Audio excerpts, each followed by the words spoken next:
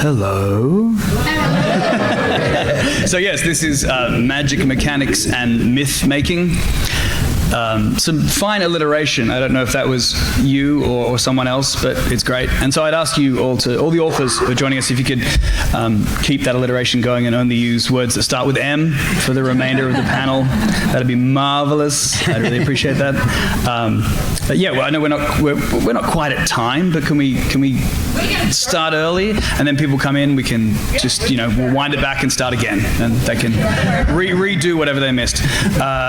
So the description was how Podium's top authors craft compelling magic systems, build unforgettable worlds, seamlessly weave lore into their storytelling, and it was practical tips, tools, etc., etc.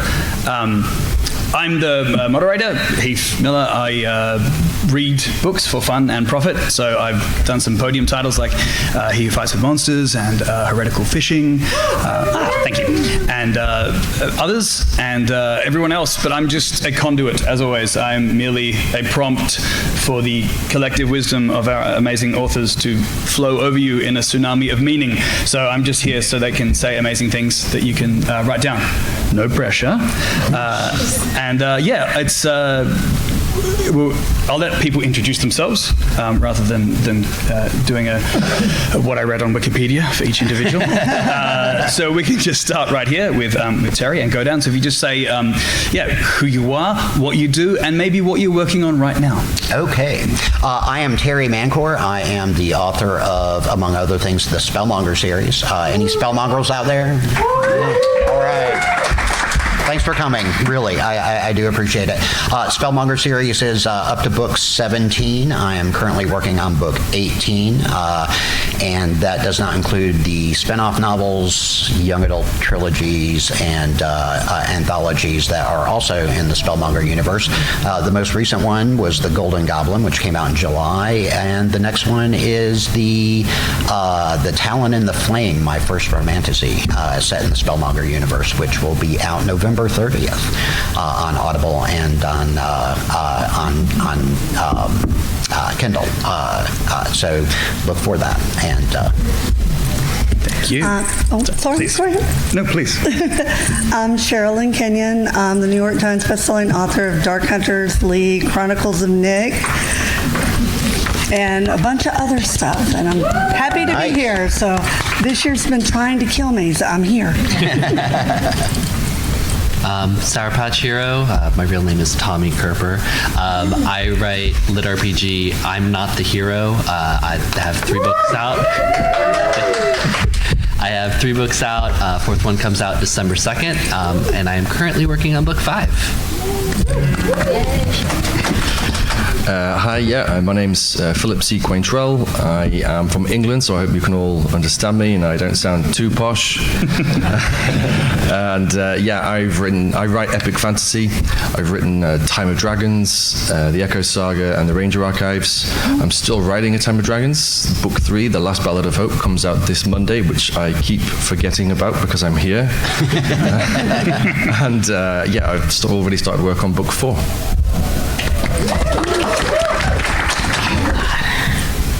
Can y'all hear me? Oh, okay. Sorry. I am Arthur Granger, the author of the Maggie Gray series. And, okay. All right. The book I'm currently working on now will probably be book 5, but I won't start until September 1st. So, yeah. I'm taking a break from writing. This is full-time right now. This is fantastic. All right. Thank you. So we'll get right onto the questions. I'll direct questions to someone individually. If you don't have an answer, feel free to pass or skip and someone else can answer. If you also want to answer the question, please do so.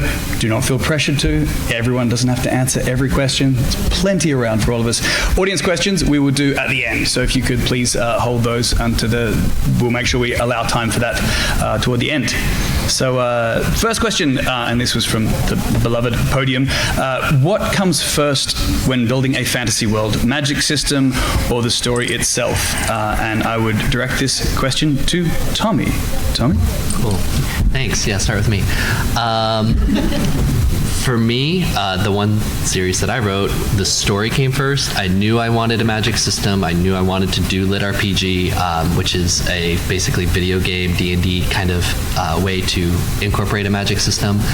I knew my story, I knew exactly who my characters were, and I am a pantser, so I made up a bunch of stuff.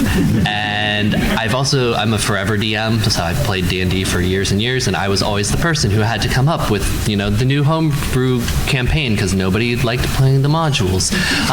So somehow, my magic system started to coalesce into something that made sense, and then I got 10 chapters in, thought I should probably take notes. And that document is now like 74 pages long and has math that nobody should ever have to look at. But yeah, it's the story first, and then the magic came with it. Marvelous. Anyone else want to answer that one? Sure. I think they co-evolve, at least in my case they did. When I started the Spellmonger series, I didn't have an exact idea of what the magic system entailed, but I knew that my main character being a wizard, magic is going to be a very prominent sort of thing in his life, and I had to work out something and make it fairly complete. Like all of y'all, when I read a magic system that doesn't stay cohesive and doesn't stay consistent, I get really frustrated, and I really wanted this to be an exception to that when I wrote mine. For the Spellmonger, the first book was really character focused, but it was also so the story was front and center, but the magical system was implicit with the story and was kind of one of the reasons for the progression of the story. So they kind of co-evolved with each other.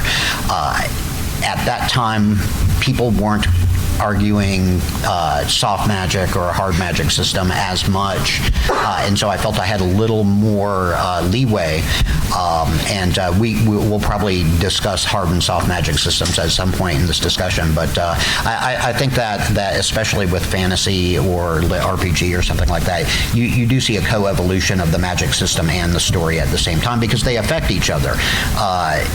Your magic system is going to affect how your characters are going to react and how they're going to respond, and your story is your story is going to be reflective of the mechanics of that magical system or the lack of mechanics of that magical system. The only thing I would add is, again, copious notes. Even if you think it's a one-off book, make sure that you notate what you're doing and do it as you go, which is what I find easier, because especially, with some of my books, I'm now on book, 50 or so. You don't want to have to go through all the old books to make sure you're consistent. You will lose your mind, and your editors will then hate you because it will take forever to get the book out. The one thing that my son actually turned me on to, it's Campfire Writing, and I think it's campfirewriting.com. They allow you to track your magic system. So it's an amazing piece, and it does timelines, character sketches, everything you can imagine. It's one of the greatest tools in the world for writers. Nice. I don't start with either. What was it, magic system or world? It was story. Story. That was it. Yeah. I start with character. So I start with the individual that I think I want to mold a story around, and I don't even think initially whether they have magic. I think about the character, and then I guess to bring in the myth side of this, that's kind of where I like to start, is where they come from, their culture, and then specifically what myths and legends exist within that culture. And then from there, like from that origin, I can figure out who they are, where they've come from, and then from there, I might find myself writing them using magic, at which point I go, oh no, I haven't figured out what that actually looks like. But they just, a fireball just came out of the hand. I don't know how that happened. But as a character, they are really detailed. Nice. Yeah, that's where I start. Great.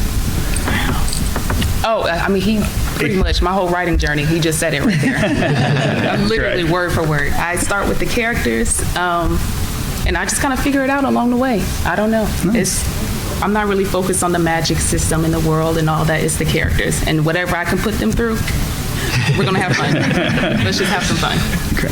Bouncing off from what Sherilyn said, is there a, and Granger, you can take this one if you want, is there a tip or a piece of advice that you would give to yourself just starting out that you feel might be helpful for everyone? So what do you wish you had known? If did you wish that you had taken notes in this way, or you wish you had done this? Is there one piece of advice that you would give to yourself when you first started? And in your journey, you thought, I wish I had known this, that might be helpful? My advice, if I can go back and tell myself, there's no one right way. There's no right way to write fantasy, to me. I don't know, just to me. I think fantasy within the genre is what you make it. So if I can go back and tell myself, hey, don't worry about having to use magic at the first top of the hour and this and that and demons and dragons and all that. No, we just chill out, have fun. We'll figure it out. So if I could tell myself, girl, chill out. Take your time, have fun. Anyone else? Any other author got a piece of advice for their past self? Oh, I mean, a color-coded spreadsheet would have been fantastic. Color. I've been doing this for 7 years, and you've just said that, and I've gone, I still haven't started one of those. Why have I not done that? I use a lot of spreadsheets, honestly, and a lot of lists to keep track of things, and that's something that I started probably with the second book when I realized, oh God, this is a series. Once you realize that you have to maintain some consistency between books and with your magic system, that's when you start taking copious notes. And I think the pro tip I would give is don't forget that as the author that your characters should not know as much about the magic system as you do, and it may seem inconsistent from the reader's perspective, but from the author's perspective, as long as you know that the magic system is consistent, and magic is the defining element of fantasy, so it's something that's inescapable for any author that undertakes this. But as long as you know it or have a reasonably good idea, your character can be wrong about magic, and that's actually another story point that you can hang a book on or hang a story on, that your character didn't know something that happened, and being open to that, being flexible with that. I know some authors who are very meticulous about how they do their magical system, and I appreciate and respect that, but you don't ever want your magic system to bind where you can take your story. You want it to complement where your story goes, not be an obstacle or an impediment to how your story flows. Nice. There are so many things I would have told myself if I'd only known then what I know now. One of the big ones is back up all your notes. Yeah, at the time I got started, we didn't have cloud. We didn't have all the wonderful tools you do now. The other thing I would have told myself is don't choose a database system that will become antiquated. I live in terror that now I'm going to lose that database. Luckily, it is still functioning, but I can't share it with anybody. So, anytime I have people who need my notes or whatever, I'm like, good luck. And the other thing I would have told myself is do not get married. This is my soapbox issue for authors. If you get married, okay, UK may not be the same, but here in the US, your spouse, whether they support you or not, owns half. Oh, I know you of your IP. I had my IP before I got married. I spent now it's been almost 8 years fighting with my ex over worlds and characters I created before I met him. And I don't want any other author to go through what I have been to. So that is my soapbox issue now. Check out, and post-nups don't always cover you. Post-nups and prenups may not cover you. I've seen judges throw out prenups and post-nups both. So God have mercy on your soul. Thank you. Do what? What if you specifically include the IP You're at the whim of the judge. They can do whatever. Talk to me. I'll tell you all about it. A case in point with that is actually the Thieves World Series with Lynn Abbey. That I think was the first time that a fantasy IP became a subject to a divorce proceeding. And thanks for that piece of advice, baby. We got to talk after this.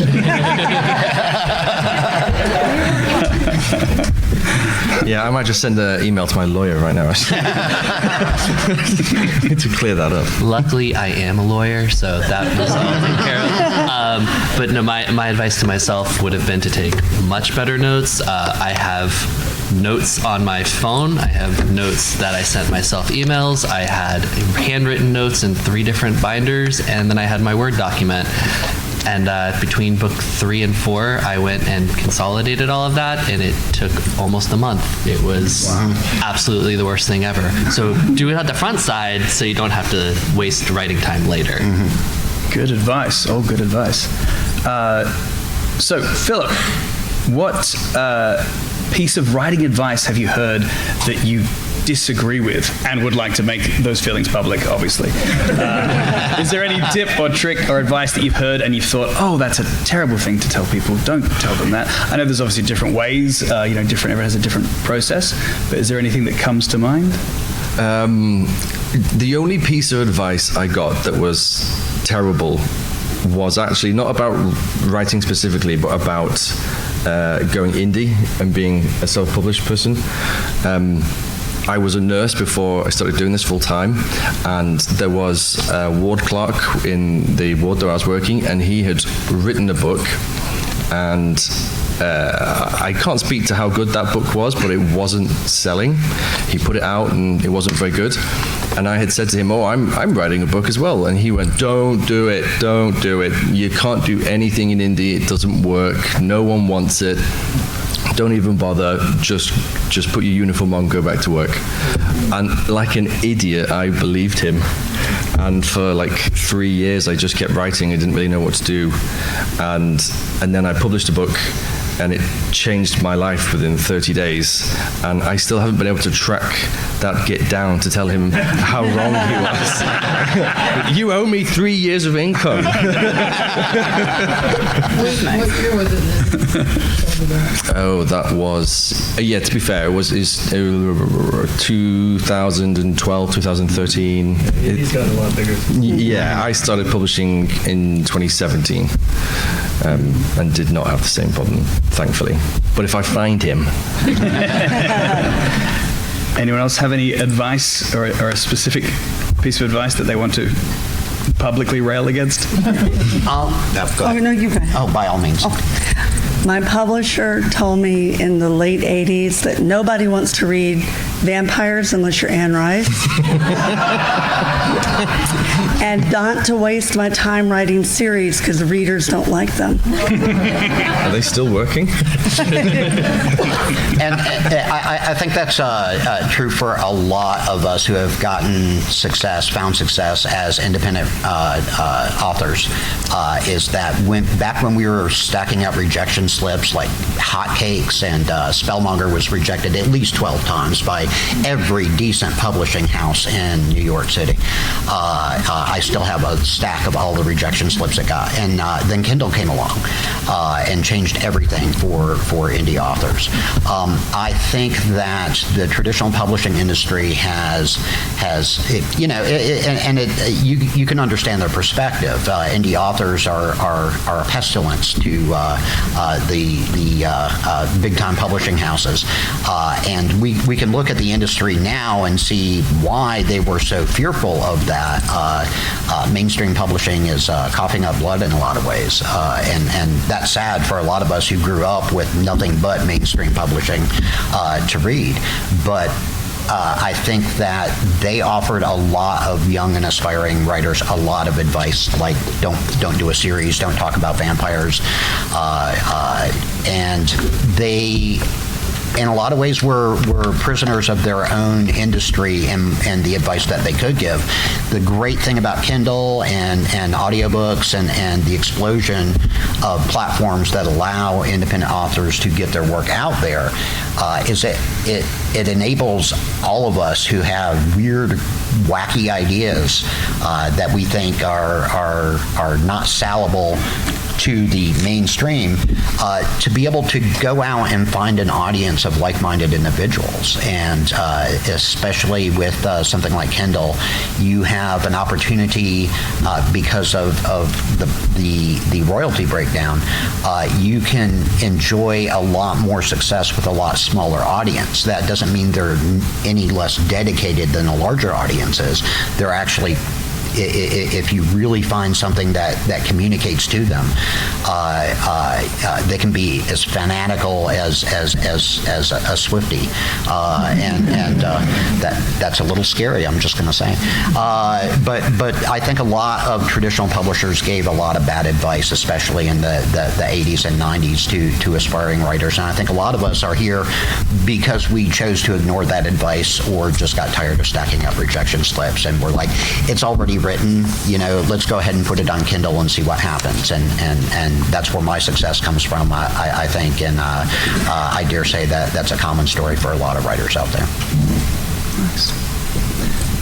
Write to market. Don't write your story.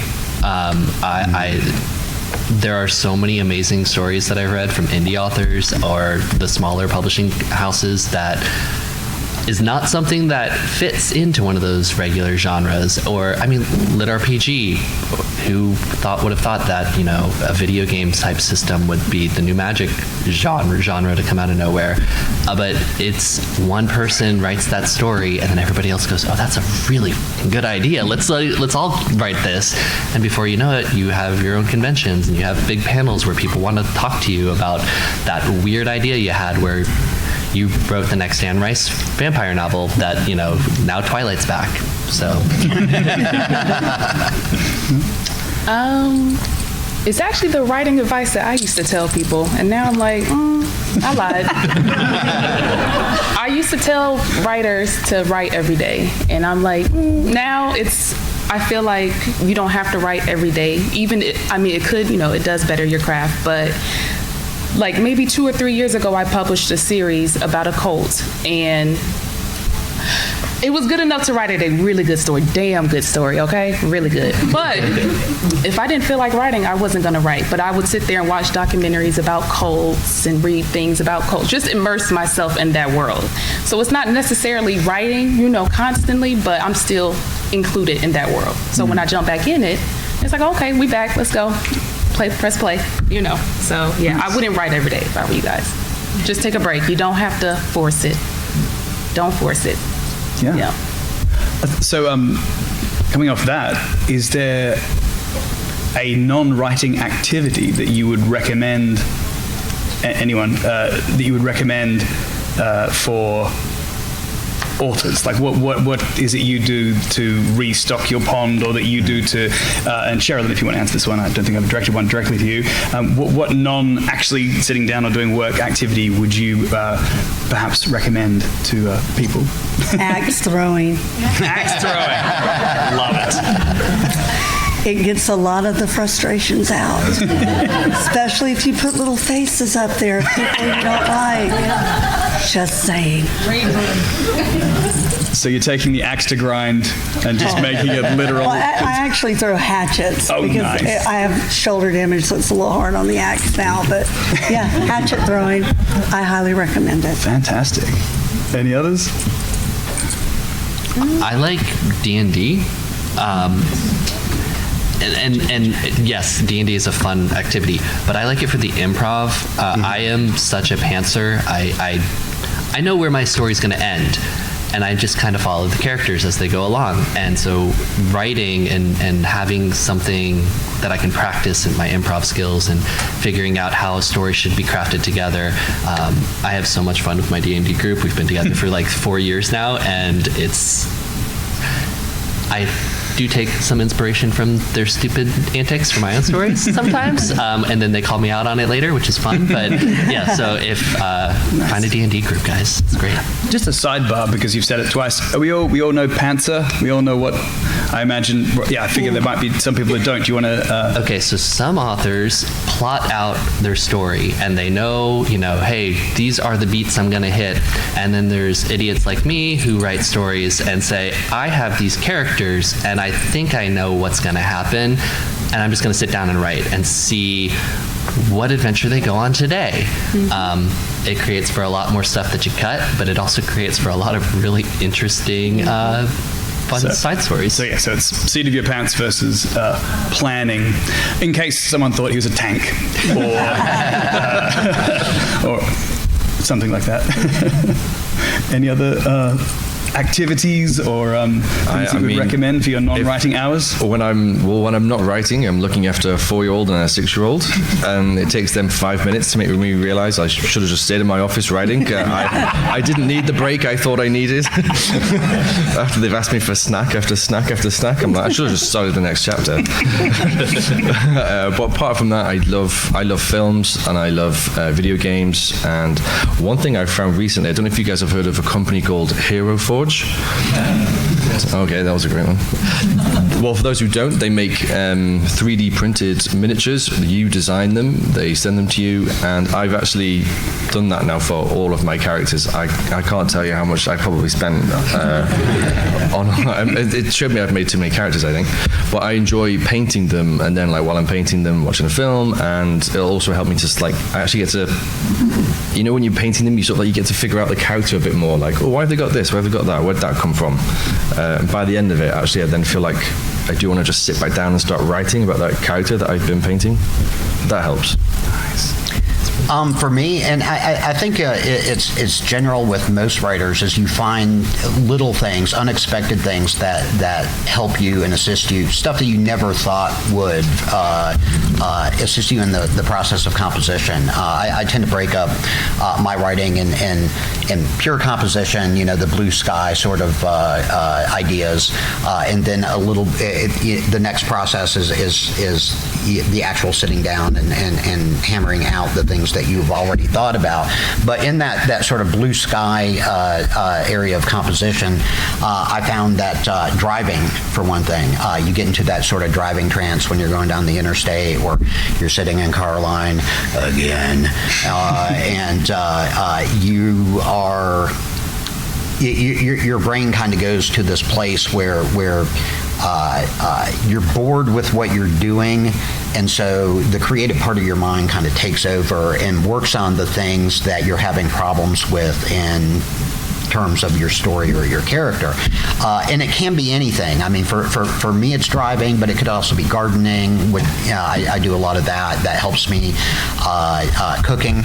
I'm a huge foodie, and so I sometimes I'll get to a kind of a place where I'm confused about where the story's going, and I'm thinking, I need to make some Jamaican oxtail, and so I'll spend 3 hours cooking something very elaborate, and that helps me kind of work through the process. It has nothing to do with actually writing, except that it has everything to do with actually writing, because if you can't figure it out in your head before you sit down, I'm not a pantser. I usually try to identify the goals I'm going to hit, and then not force my characters through, but usually put my characters into that template and allow them to find that route naturally. And mundane activities like cooking, gardening, driving, yard work, yelling at my kids, that all of that contributes to my subconscious's ability to come up with the perfect thing, the perfect phrase that, at least I think it's perfect, and until I can get back to the computer and write it down. And sometimes just taking a break from what you're doing and walking away from the keyboard for 15, 20 minutes doing something completely unrelated is enough to reset upset me, and sometimes it's, you know, I need a freaking vacation, and I just need to do some travel and get out of my headspace and go do something completely different before I can come back to this and kind of refresh that well. And it's usually something completely unrelated to what I'm writing about. Correct. On the subject of things to do in traffic or while doing chores, experience in terms of audio, obviously Podium is presenting this, I myself am involved. Do you have any thoughts, Tommy, on audio in terms of like as an author, whether it's, you know, seeking out someone, how directly you're involved you are, or something you look for, or anything at all in that entire area? So my audiobook narrator is Nick Podell. So I basically said, here's my book, I trust you. I'm not going to give Nick any notes. And then after I got the first book back and I was able to listen to it, now as I'm writing those characters, I hear his voice for those characters, which has been, it's so much fun now. Like characters who I thought were going to be like secondary, tertiary, just because he gave them such a great voice. Like I'm like, oh, I gotta revisit because I want to hear him talk more than that. So no, I honestly, and I mean, I've met Heath, I've met so many other amazing narrators. I don't think I would give notes to, because that's not my medium. Like I'm not a audio person. Nobody wants to hear my voice on a book anyways, so whatever you guys do, I trust you. Yeah, and for the other authors too, it doesn't necessarily have to be notes to the, you know, narrator, but just anything on the sort of subject of audio, you know, as in whether if you don't listen yourself, do you still think it's good to be in audio and independent, or you know, through basically anything on that you can. I mean, I definitely grew an appreciation for the narrator, because on the first book that Podium did, Rise of the Ranger, they said if I wanted to, I could record my own author notes at the end of the book, and I was like, oh, that sounds cool, I'll do that. And so I got my little recording device out, and I was like, this is easy, it's just reading. I'm just going to read from beginning to end, and that'll be done. And I think I got like 3 sentences in before I went. And then I was like, oh no, it's too fast. Then I'd slow myself down, and then I would lose where I was reading. So then there would just be this, and then I thought, and then I can't use that take now. And then it was like 300 takes, and I thought, no, leave it to them. The narrators know what they're doing. I don't know how they're able to pace themselves and get their breathing right. But yeah, I definitely appreciate the narrators more, and audio as well. In the beginning, I didn't like think much of it because I was like so into ebook and physical copy, and then the audio audience arrived, you know, which was fantastic. That was really great. And the thing I quickly learned was if I have characters that are speaking in a different language, obviously it has to still be English in the book, so what I would do is put it in italics, and so the visual reader can see very easily when we're moving from one language to another, or if a dragon is speaking to their rider and it's in bold and whatnot. And I thought that was great.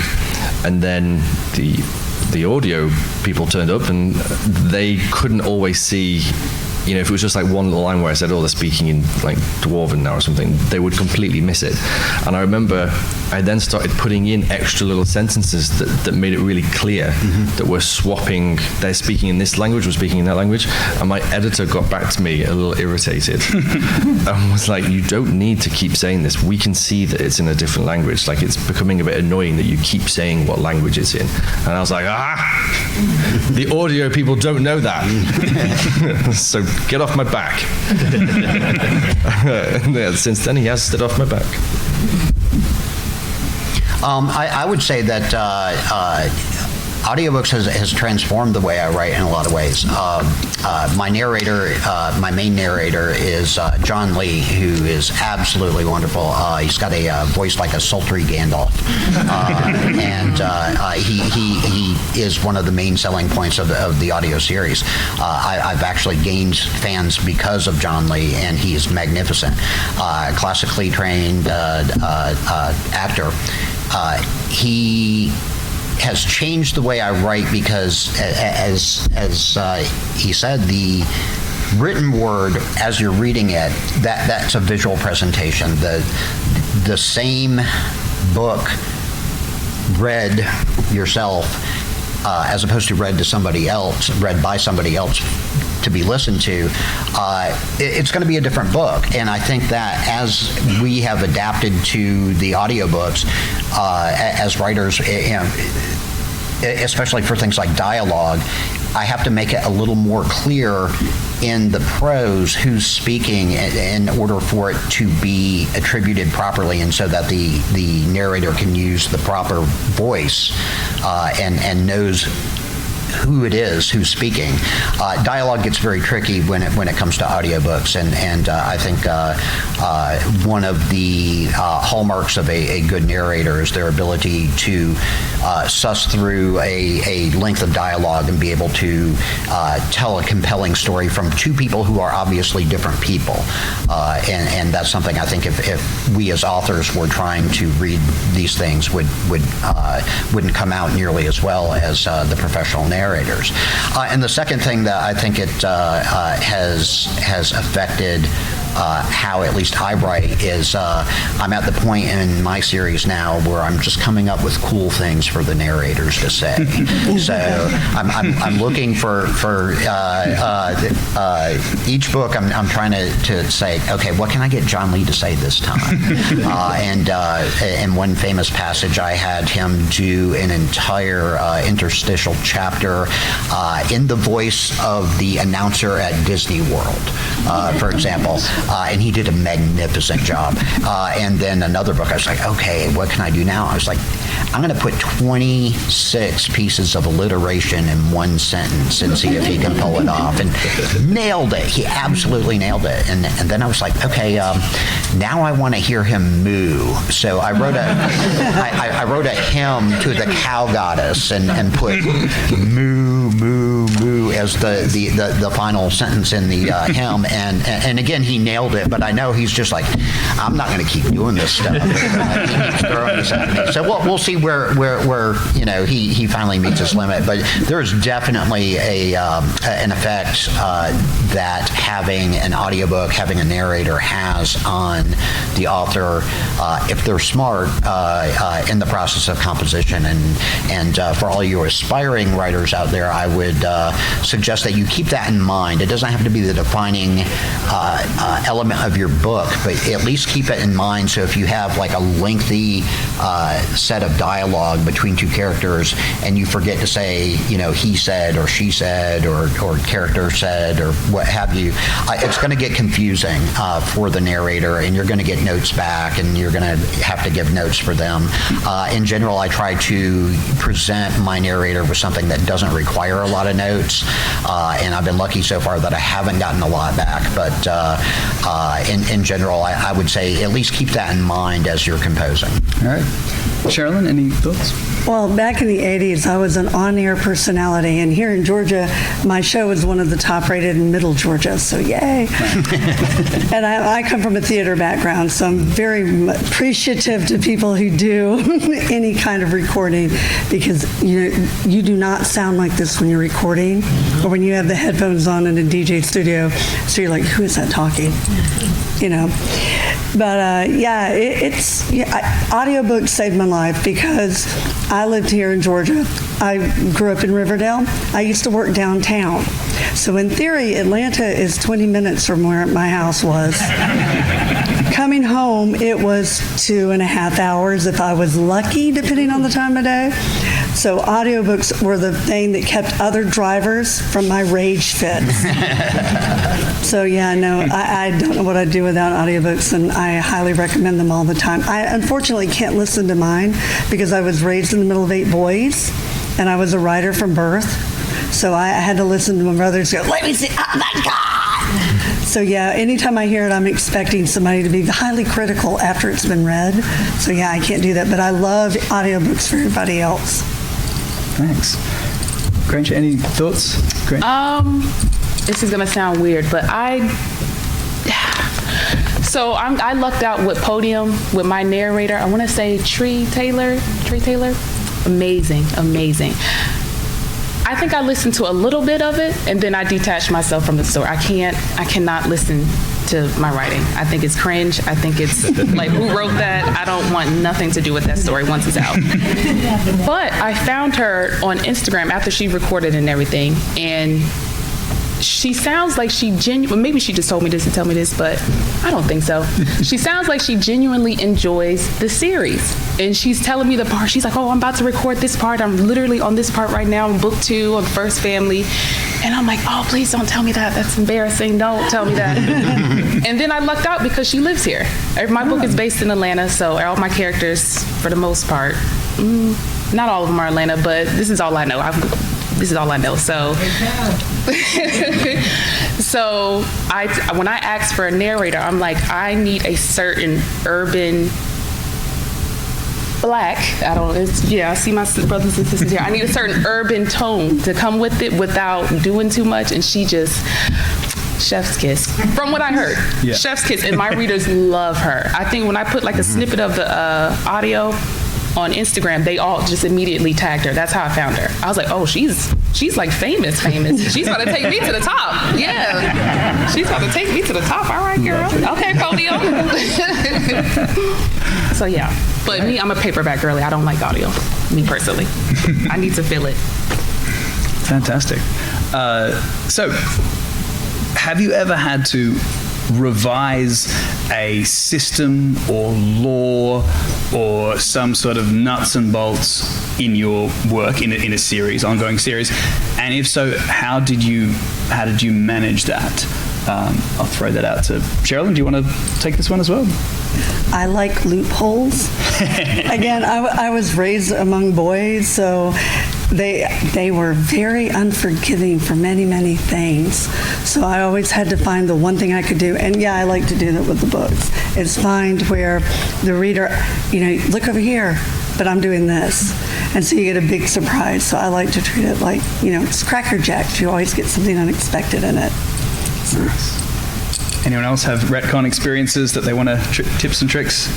I think it was said earlier about how you don't have to explain everything straight away. You don't have to build a magic system right off the bat and potentially corner yourself. And so when I started off, I introduced magic into the world and gave some basic ways in which it worked, but a bit like a loophole.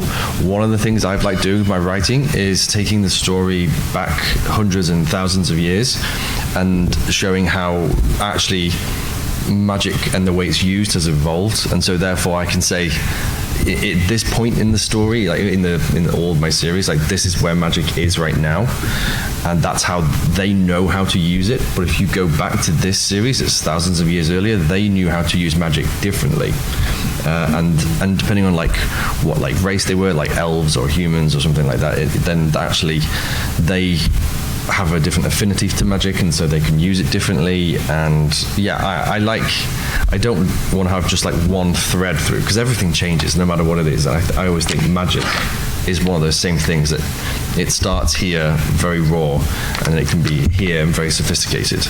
And I like jumping in at different points in the timeline and giving you a different mechanic for how it works then.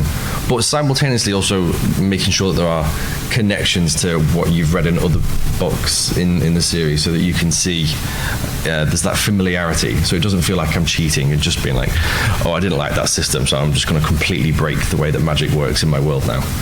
But I do like combining those two things. Anyone else have any?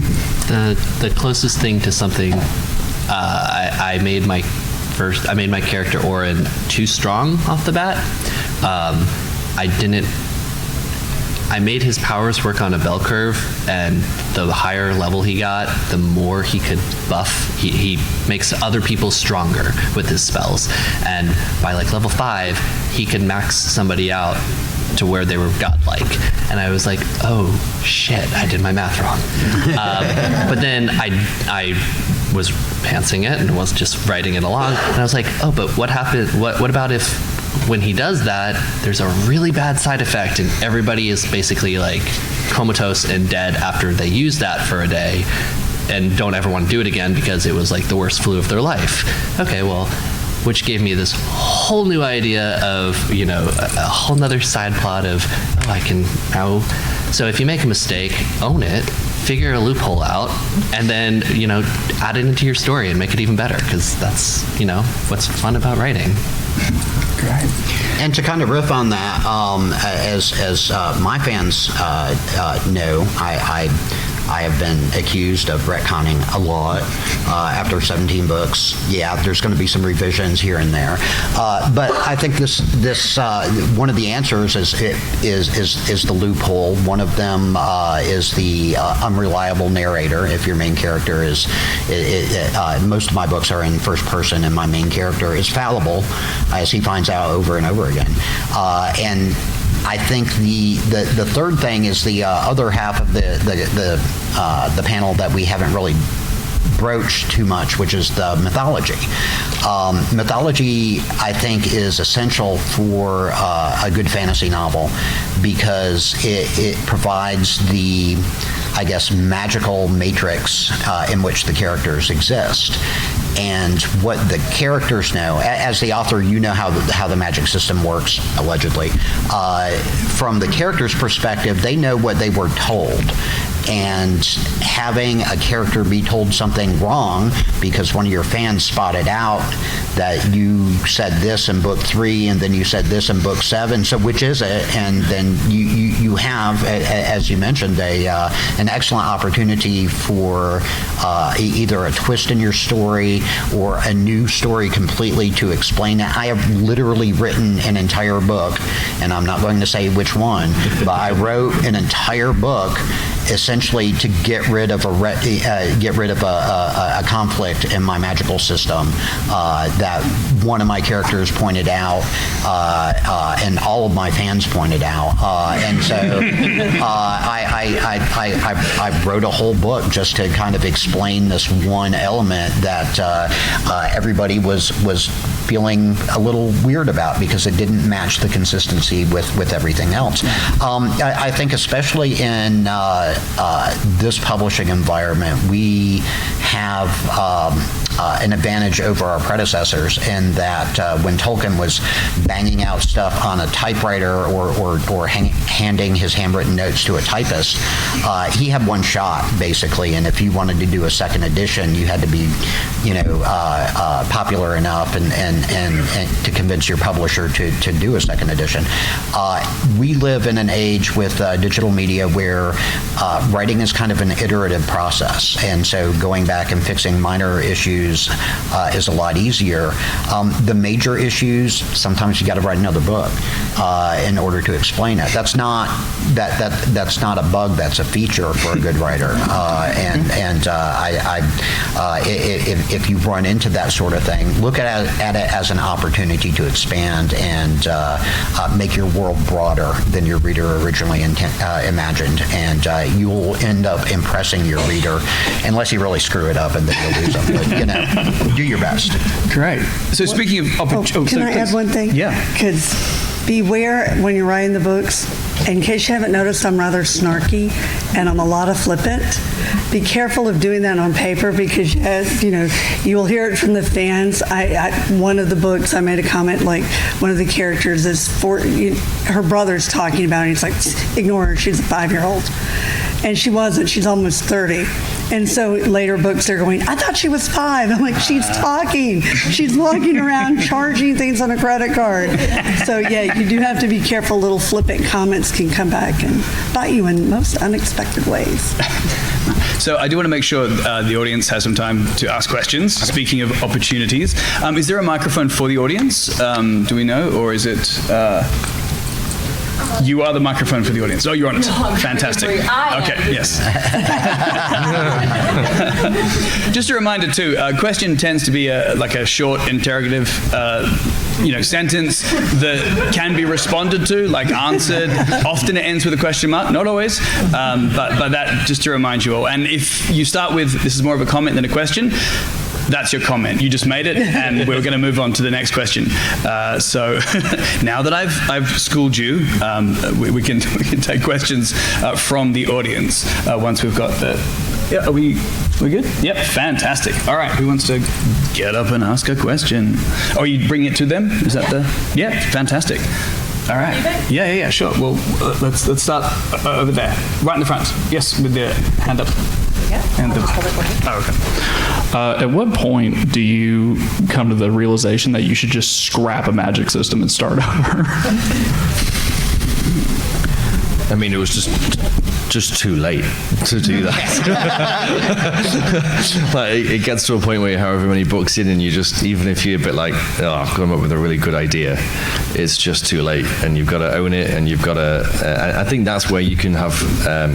You have to get a bit creative and be a bit fun with it, and figure out other ways that it entertains you as the author.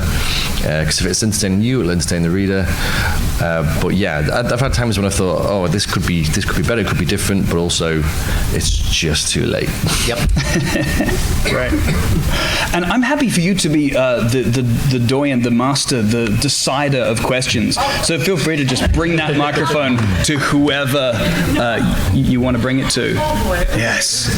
No pressure. That way we'll cut out the middleman and be going, you there with your hand up. Exactly. There, everyone. What is your favorite setting for a magic system? For me, it's the magic system is implicit with the world that you build. I think world building is another fundamental element of fantasy, and so the magic system is, for me at least, secondary to the world and part of the world, an expression of the world. If you have a magic system that looks technically good on paper, but when you start writing it, it doesn't jive with your world, that's a danger sign. I think that as I said at the beginning, that your magic system and your story kind of co-create each other, and so for me, the feudal medieval fantasy, because that's what I cut my teeth on. That's a place to start. It's not a place necessarily to stay, but that's where I'm comfortable with. But I understand other people are comfortable with contemporary fantasy or steampunk or something like that. It's really what entertains you. All right, let's go. You want to ask? Fantastic.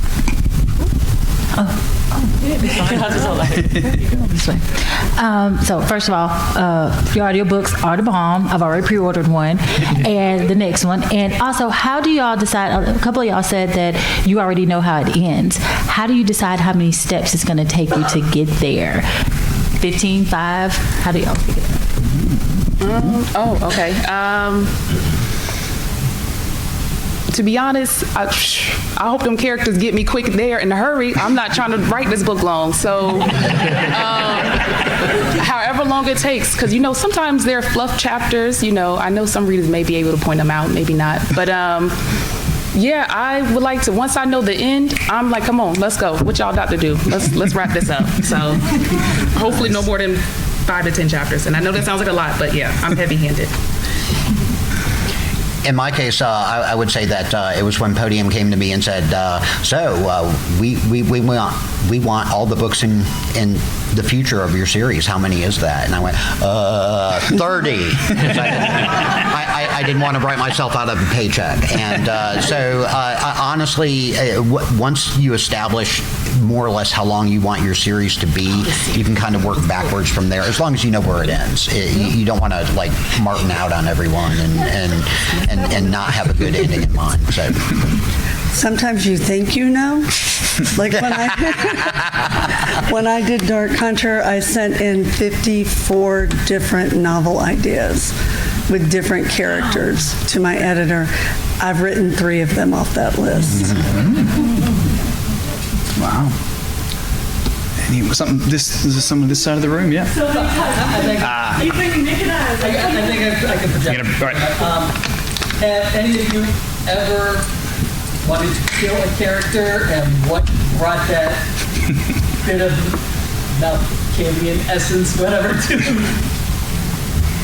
I had a character that I fully intended to kill very quickly in the story. And I released my story on Royal Road, which is like a free website where people can read and comment before. and the amount of hate that people projected at this character was so intense that I was like, you know what? She's going to be a main character, and she's going to live. And it is the character arc from spoiled princess to like real team player, part of the crew, has been one of the funnest things. And I've had so many people reach out in like book 3 be like, I like Maddie now. How did you do that? So yeah, it's one of those, please, I love my spite just as much as anyone else. So yeah, tell me you hate somebody and I'm gonna write a lot more about that. Any other character homicide from our authors? I have killed the hero of every book I've ever written at least 9 times before I bring them back and go, okay, you can't do that. They'll be unforgiving. I've had minor characters that I set up to be killed, and like you said, your fans get involved, and that changes everything. I've had at least 3 occasions where I was like, okay, this one's going to die by the end of this book, and it's going to be wrenching, and it's going to be like Game of Thrones, and people are going to be like, ah, and then I get a letter, this is my favorite character. And if you kill them, I will never read another word you ever write. Damn. So I usually just kill a horse or something. That's usually.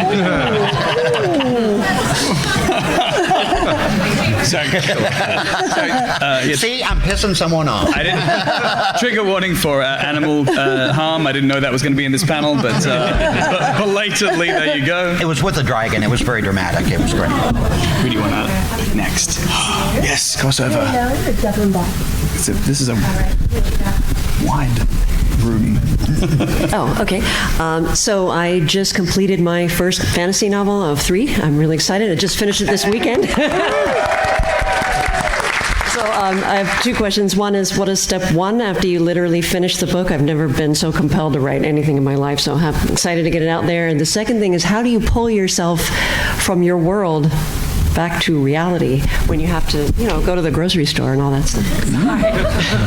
Yeah, do you know, actually, my wife used to say, like when she'd come home and I'd been writing all day, she would come home and, try and talk to me like a human being.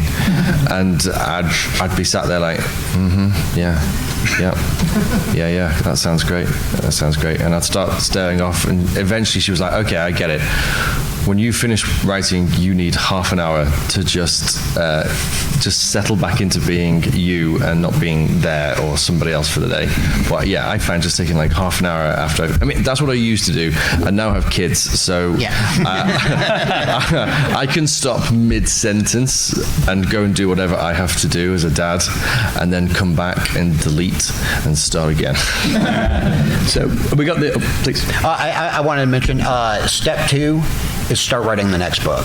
Yeah, there you go. If you should always have at least 1 or 2 projects on the back burner that you're working on while you're working. In my opinion, while you're working on one thing, you should have a couple of projects in the background that you can immediately switch over to. It might be in the same series, it might be completely different, but I think a mistake that a lot of first-time authors make once they get that first book is they're like, yay, I wrote a book, and everybody should be impressed with me, and people are, but you kind of lose the momentum that you had, that burst of creativity and insight that you had in that first book. You kind of lose it when you hit the second novel, and if you go ahead and start that even before you finish the first novel, you can maintain that momentum and keep your professional practice moving forward. Great. I've been given the 10-minute warning, so we'll do one more question, and then I want to make sure every author gets a chance to say anything else, closing statements, unless someone desperately needs to answer that question, in which case, do it, please. On the care and feeding of small children, I used to have to write around them, you will need this soon. When they get older, train them to where when they hear this, don't come in. Oh, that's good. like throw like a snack out the door, or spray them with water when they. And the best revenge comes. My son's on a panel in the room next door, and now he has 2 small children. There is revenge in sight later. All right, so we'll do a last question, and then I'll let each author say where they can be found at this convention and in life and everything. So who's going to do the last question? What do we got? If you like accidentally overpower your character in like the first few chapters of your book, how do you like tone that down later? Give him a drinking problem. Seriously, this is something that a lot of fantasy authors run into because you're so excited about your character, your main character. You want to make them achieve. You want to make them complete the quest. You want to make them, get the girl. But one thing that you have to kind of realize and put forward if you're going to continue with that character is that human beings have flaws and they have growth. And sometimes they make really stupid mistakes. Just because your main character is overpowered doesn't make them all-knowing and imbued with wisdom. So give them a couple of really good flaws right up front, and don't be afraid to let those percolate in the background and then come out at the most inconvenient times for the character. And it keeps them humble. And every now and then you kill them off and bring them back from the dead. And if you make them overpowered and they think they're overpowered, maybe there's like a new group that comes in that is actually even more powerful and that they didn't know about. So you can turn that into you thought you were the strongest in the village, but you didn't know that the next county over, they're 10 times more powerful than you, and you're just starting your journey. It's one of those, like earlier, the loophole things. Write it into your story. Make it part of it to show the character growth of, now he thinks he's the best because he can throw the strongest fireball, but everybody else can also throw 4 fireballs. So, all right. So. Closing statements and where to find you. Let's go from the end down this way. So Granger, if you want to start, and where can we find you? So you guys can find me Author Granger on Instagram, and I have a podcast where I'm just complaining about chapters and complaining about writing, among other, and my dogs, talking to my dogs in the background.